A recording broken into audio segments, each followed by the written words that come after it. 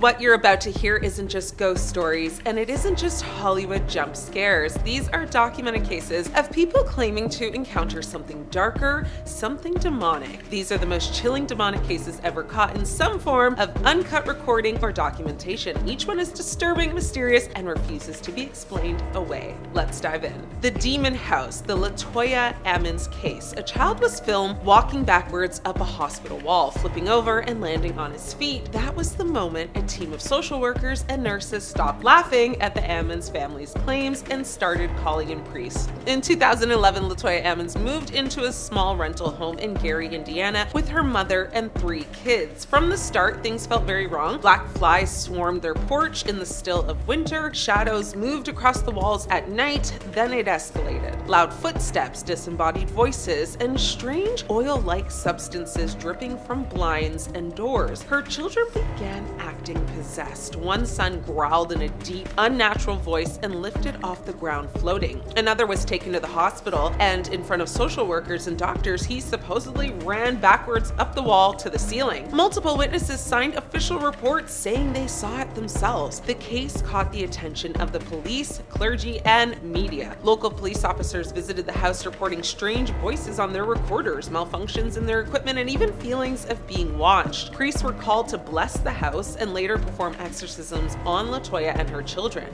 The home earned the nickname the 200 Demons House. Eventually, paranormal investigator Zach Bagans bought it, filmed a documentary inside, and later demolished it, claiming the energy was just too dark to leave standing. Why it baffled experts? Well, this wasn't just one family making wild claims. It was police captains, doctors, nurses, social workers writing sworn statements about things they couldn't explain. It became one of the most widely reported demonic possession cases in the US. There's a recent movie actually on Netflix called The Deliverance, which is about this case. It stars Glenn Close and Monique and that kid from Stranger Things, and they all actually gave their roles everything there was to give, so go watch it. It's very good. The possession of Clarita Villaina. Now, 17-year-old Clarita was locked inside a Manila jail in 1953 when she suddenly started screaming in agony, clutching her arms and neck. Guards rushed in only to see fresh bite marks appearing on her skin as if teeth were sinking into her flesh, though no one was touching her. Clarita claimed she was under attack by 2 demonic beings, one a large hairy man and the other with an angelic face but twisted evil features. They bit, scratched, and tormented her, forcing her to speak in perfect English, a language she didn't even know. Now, her attacks didn't happen in the shadows. They erupted in broad daylight during court hearings, in front of police, journalists, doctors, and government officials. Witnesses swore they saw her convulse, scream obscenities, and collapse as invisible fangs tore into her body. News of her possession spread worldwide, covered by newspapers and documented in books. American missionary Lester Smurl was eventually called in, and after a series of prayers and exorcisms, the attack ceased. Now, why experts were baffled with this one? Well, doctors couldn't explain the spontaneous bite marks or her sudden fluency in English. Skeptics tried to claim it was mass hysteria or self-inflicted wounds, but the number of witnesses and the violent nature of her fits, left them completely shaken. The Smurl haunting. Imagine living in a home for over a decade, but instead of memories of birthdays and holidays, your walls echo with violent attacks, growls, and shadowy figures. That was life for the Smurl family in Pennsylvania between 1974 and 1989. For years, the Smurls claimed their home was plagued by a violent demonic entity. Now, they reported being scratched, shoved, and slapped. Janet Smurl described being pinned down by an invisible force, while her husband Jack claimed he was attacked in bed. Their daughter said they were touched by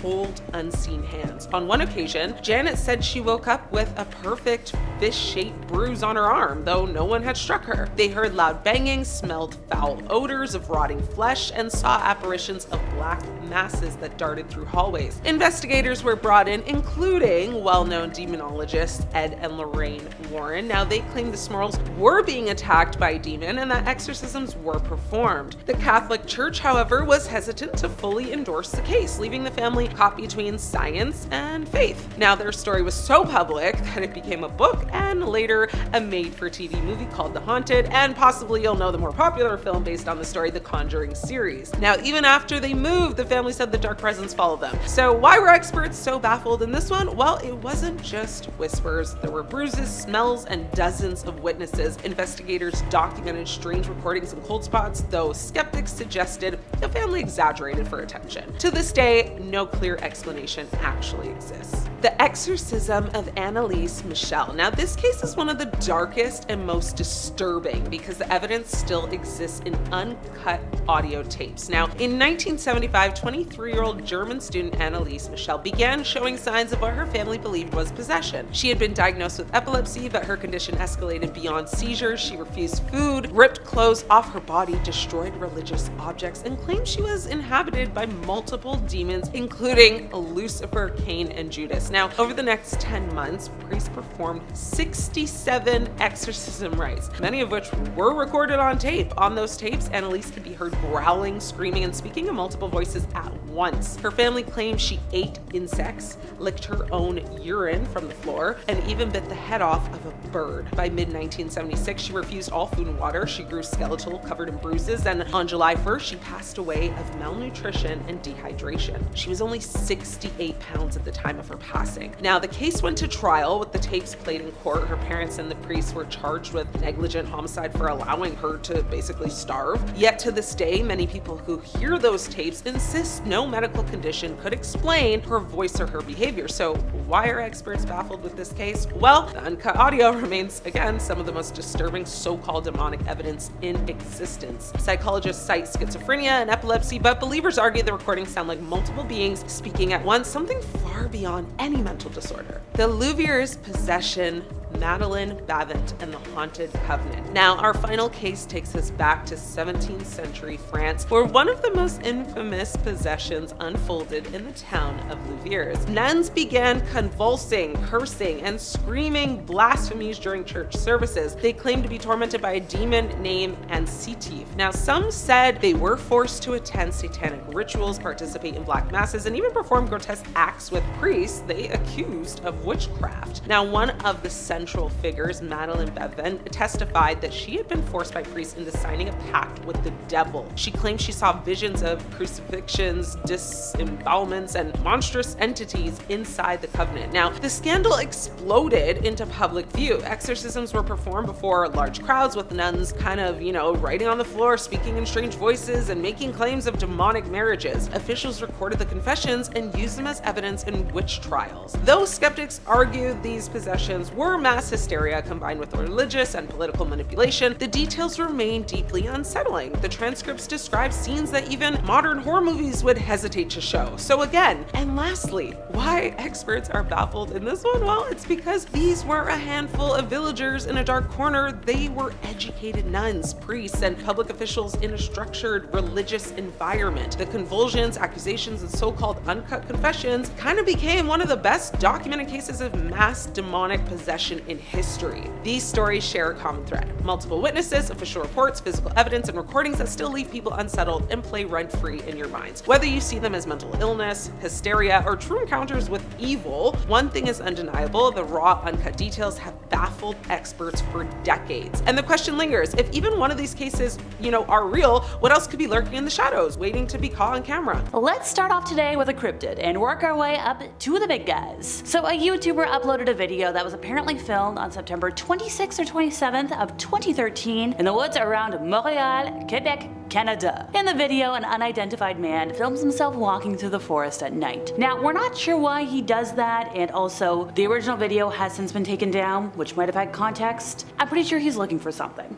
Now it's just part of these compilations. Eventually, he comes upon something that frightens him, and after exclaiming, "Oh," can't say that word, "Oh God," he immediately turns and begins running in the other direction. Given how dark the footage is, it's not entirely clear what he saw until you slow down the video and you zoom in. Further ahead on the trail, something appears to peek out briefly from a tree before returning to its original position behind said tree. The creature does not appear to be any type of known animal. Rather, it's pale, fish-faced, and with seemingly large eyes. It looks almost like a gray alien type. Look, this video is the real deal. And also, if you think about it, it's got a very authentic feel to it. The reaction upon seeing the creature, like, this guy's genuinely startled. He's not rehearsed. I can tell I'm an actor. Now, one of my first thoughts when I saw this footage was like, oh, this cryptid, it's a hide behind, seeing as it ducks really fast. It's a nocturnal critter from American folklore that preys upon humans that wander the woods. It was blamed for the disappearances of early loggers when they failed to return to camp. And as the name suggests, it's able to conceal itself. When you look directly at it, it hides, ducks away. Look, it makes sense to me. You let me know in the comments what you think. As promised, it's UFO time. Alright, I'll be the first to admit we don't know as much about this footage as some of the other entries today, so bear with me. I found this video on Reddit, and while the site does tend to be the Wild West for finding credible information, I think my nonsense filter is pretty decent. So a while ago, user CuriousAD5774 said, "Don't got much to say about this video, other than when my dad originally sent it to me. I felt like it had to be a UFO, and there's nothing else that seemed to explain it." Now, Canada is notorious for sightings. I've seen a couple of them, and look, this video was taken way before drones were being used regularly.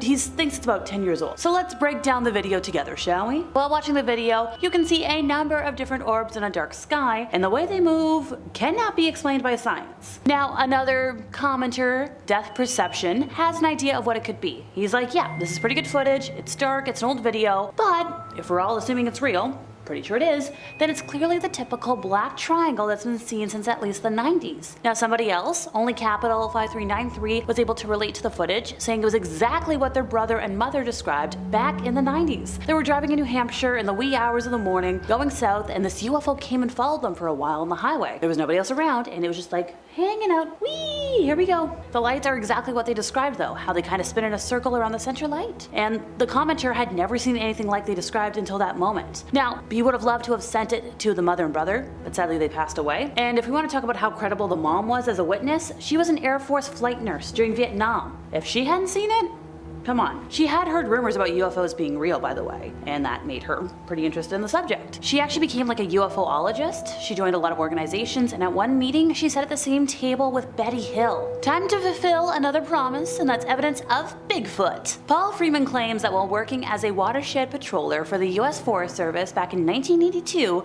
he encountered a Sasquatch, or Bigfoot, near Walla Walla, Washington. Now, him being a whistleblower and talking about knowing about Bigfoot brought him a lot of criticism and disrupted his family's life, causing him to quit the job and relocate. But he returned to the area in 1984 and devoted the rest of his life to a search for evidence. He collected hair, photographs, and a wide variety of casts of footprints and other body parts. Now, in 1992, he followed a series of tracks near Dybbuk Creek and got a close-up video. I'm also pretty sure some of the footage is from 1994, which was when he captured video near the Blue Mountains region of northeastern Oregon. Now, the recordings are considered authentic by quite a few Bigfoot investigators, but sadly for us, a lot of the resolution is too low to be considered conclusive. But I'm pretty sure these videos hold credibility. Could they have been hoaxed? Sure, but I have too many doubts for it to be a fake.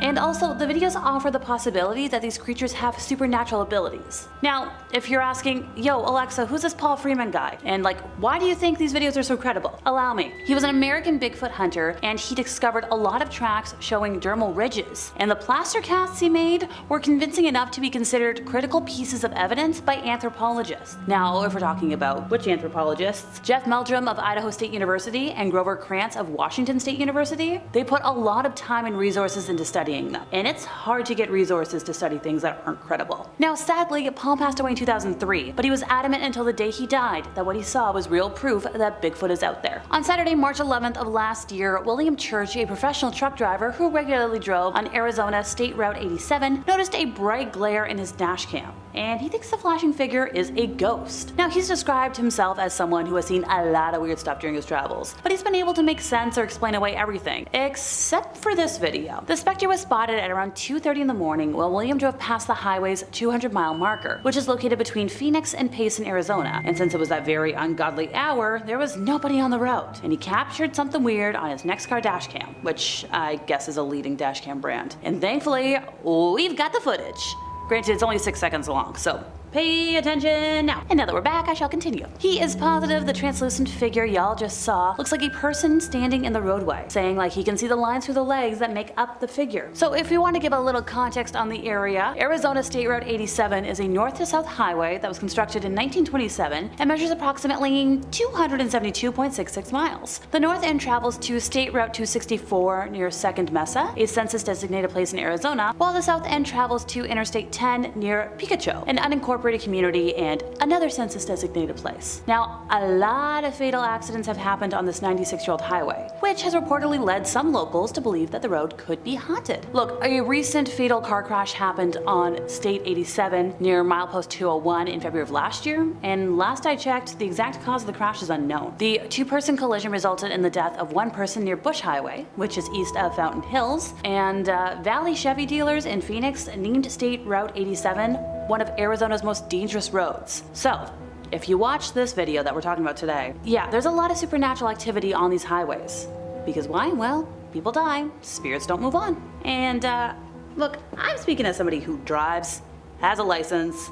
I don't want to see any ghosts when I'm driving tonight. No thank you. And how about we end today with some 2016 killer clown footage. Now, I'm friends with a lot of creepy clowns. I've been one myself. But 2016 was a rough year to be a clown. The 2016 clown sighting incidents were reported in the United States, Canada, Australia, and a lot of other countries and territories in August of that year. They were first reported in Green Bay, Wisconsin, in what turned out to be a marketing stunt for a horror film, but the phenomenon later spread to many other cities in the US. And by mid-October, clown sightings and attacks have been reported in nearly all of the US states, 9 out of 13 provinces and territories of Canada, and 18 other countries. Alright. Watch the video now before I start fuming over clown rights, and we can break it down after. So this footage shows the masked monster emerging from a motorway underpass and standing in the middle of the road, waving very creepily at the stopped car. Now when the figure starts walking towards the vehicle, the male driver tries to reverse away, but then the crazed clown makes a sudden dash towards the family in the car. And these guys were just trying to come home from like a nice dinner out. After backing up far enough, the panicked driver puts his foot down and speeds towards the clown, who jumps out of the road a split second before being mowed down by the car. Now, the driver who put his foot down and sped towards the clown, it's terrifying. In the original Facebook post, the wife of the driver wrote that the incident took place at Grange Mill Lane, and they were confronted by this person coming out from the underpath tunnel and charging at them. I don't know what to make of it. Like, as much as I love a good killer clown, such as one of my besties, Buttons, there's a reason they only exist in controlled fictional situations. And like this, if I ever saw a killer clown when I'm driving, absolutely not. First up, we have the infamous dybbuk box. You might have heard of this story before, but for those who haven't, let me fill you in. As the story goes, a dybbuk box appeared in 2003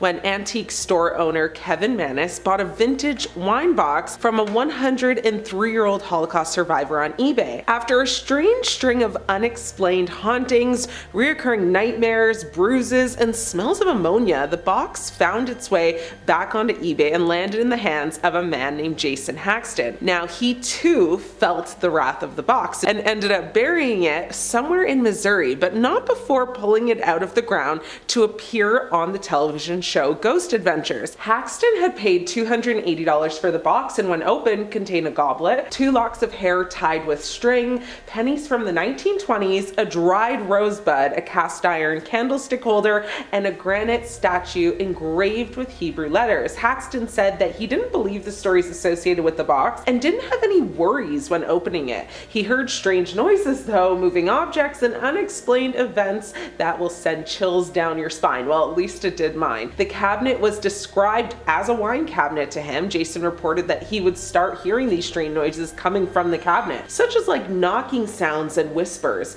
He also claimed to have seen very, shadowy figures lurking around the cabinet, and even reported feeling the presence in the room with him. As the strange occurrences continued, Jason began to research, the history of the cabinet. He discovered that it had once belonged to a Jewish family who had immigrated to the United States from Poland. The family had reportedly used the cabinet to store their belongings, but had also used it as a makeshift altar. Now, Jason became convinced that that the cabinet was haunted, and according to the legend, a dybbuk is a spirit that is created when a person passes in a state of great emotional turmoil, such as sadness or anger. The spirit is said to be trapped between the world of the living and the afterlife, and is often drawn to objects or places that hold a lot of sentimental value. As the occurrences continue, Jason decided to seek out the help of a rabbi who specialized in Jewish mysticism. Now, the rabbi performed a ritual to cleanse the cabinet of the dybbuk, but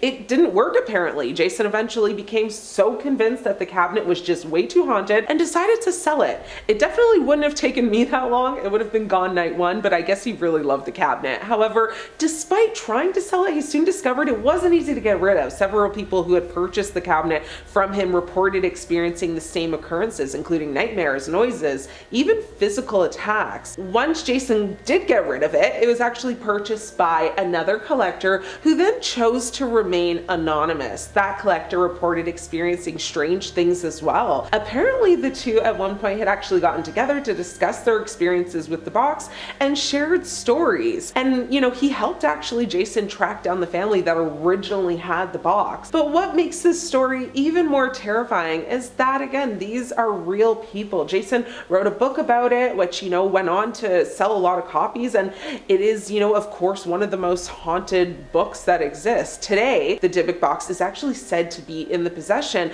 of the anonymous collector, who has reportedly taken whatever steps necessary to just protect himself and his family from the evil spirit. However, the legend of the dybbuk box continues to captivate people around the world. It may remain, convinced that it is indeed haunted, and Jason's story has been the subject of much debate and speculation. Now, there's also footage on YouTube, though, of a man named Joseph Mazzaferro opening a dybbuk box at 3 a.m. It's frightening. I had my eyes half shut the whole time. You can hear something speaking back to him. I won't ruin it for you, but go look for it for yourself and let me know what you think. Next up, we have the No End House story. This one's a bit more recent, and it's based on a very popular internet urban legend. The story goes that a man named Brian Russell explored an abandoned house with a strange layout where, each room seemed to shift and change. It's framed as a lengthy first-person account of, a trip through this really weird, twisted house. It's a haunted attraction that boosts a series of scarier and scarier rooms. But the twist, which isn't really a spoiler given that, the TV show uses it to cap off the first episode, is that the person telling the story might not have ever even left the house. The footage shows Brian navigating the house, but what starts as a curious exploration, quickly turns into a desperate fight for survival. But here's the thing, this footage is allegedly real, and Brian Russell is a real person. He's a filmmaker who actually created the footage as part of a project. But the way it's presented makes it seem like it's actual found footage. So there's a lot of speculation over that. And let me tell you, it is seriously unsettling. Now, I know some of you might be thinking, but wait, isn't found footage just a bunch of shaky cameras and fake scares? And to that I say, not always. Sometimes found footage can be genuinely terrifying, especially when it's based on real events. Next, we have the Phoenix Lights incident in 1997. Thousands of people in Phoenix, Arizona reported seeing a massive V-shaped UFO in the sky. The footage shows a strange glowing object hovering above the city, and it's genuinely chilling. But what makes this story even more fascinating is that the footage is real, and it was captured by multiple people on different cameras. It's one of the most well-documented UFO sightings in history, and it's still unexplained to this very day. On March 13th, 1997, two formations of lights were sighted in the skies over the valley and other parts of Arizona. One was shaped like a V and cruised across the sky, while the other was a series of glowing orbs that appeared in a line near the Sierra Estrella mountain range. The two incidents became known just as the Phoenix Lights, one of the largest and best known UFO sightings in history. Now, thousands of people across Arizona witnessed this phenomenon, which caused, a kind of hullabaloo in the media over the next few months that grew into a worldwide obsession. Despite the public, searching for answers about what caused, the Phoenix Lights, both at the time and over, the ensuing decades, decades, no official investigation has ever actually occurred. Several explanations were put forth to explain the mysterious lights, ranging from helicopters to camera lens flares. But of course, the favorite explanation was a spacecraft. Did we finally have good video proof that mankind is being visited by aliens? Well, who knows? Others ones weren't so sure though, and suggested that the bright lights resembled nighttime skydivers with flares. To some, this explanation seemed even more outlandish than, extraterrestrial, spacecrafts flying by to watch, a high school football game. I mean, what would skydivers be doing with flares in the night sky though? And if they were skydivers and had done this before, why wouldn't people have known about it or even recognized it? Was it, a prank or a hoax? As the story got more and more, publicity, a helicopter pilot for Fox Channel 10, actually, his name was Rick Krabs, he went on air and basically told what he knew, and apparently he knew a lot.